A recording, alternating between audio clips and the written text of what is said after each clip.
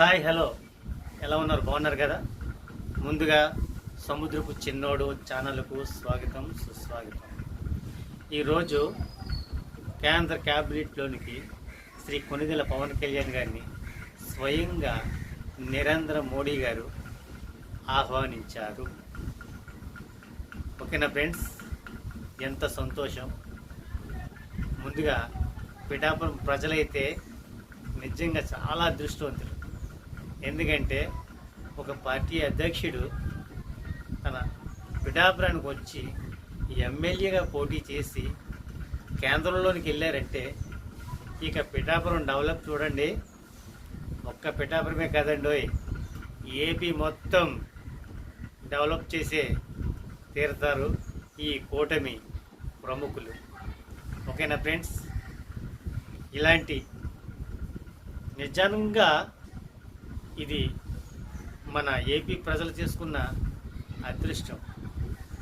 ఎందుకంటే ఒక నిగర్వి, ఒక శాంతమైన మనిషి, ఒక సొంత ప్రయోజనాలు లేకుండా పరిపూర్ణంగా పరిపాలన అందించే వ్యక్తి ఇన్నాళ్ళకు మనకు మన ఏపీ ప్రజానికానికి దగ్గరగా వచ్చాడు అంటే ముందుగా మనం ఆయనకు కృతజ్ఞతలు చెబుదాం. ఎందుకంటే ఆయన పరిపాలన మనకు తెలుసు. పదవిలో లేకపోయినా చాలామందికి ఆర్థిక సహాయం ఏంటి, మాట సహాయం ఏంటి, చాలానే చేసుకుంటూ పోయాడు.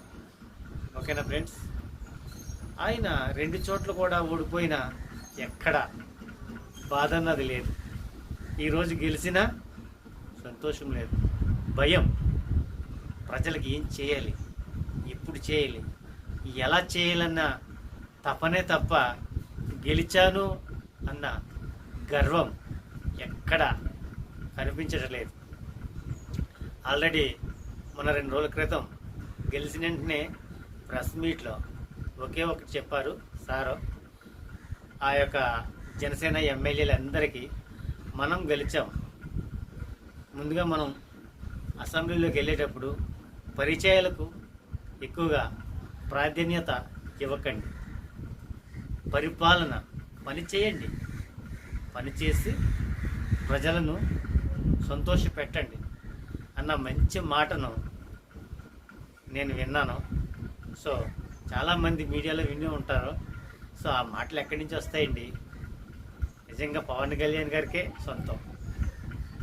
గెలిచిన తర్వాత గెలిచామన్న గర్వం ఎక్కడ కనిపించలేదు, ఇకపై కనిపించదు కూడా. ఎందుకంటే ఆయన పనిలో నిమగ్నమైపోతూ ఉంటారు.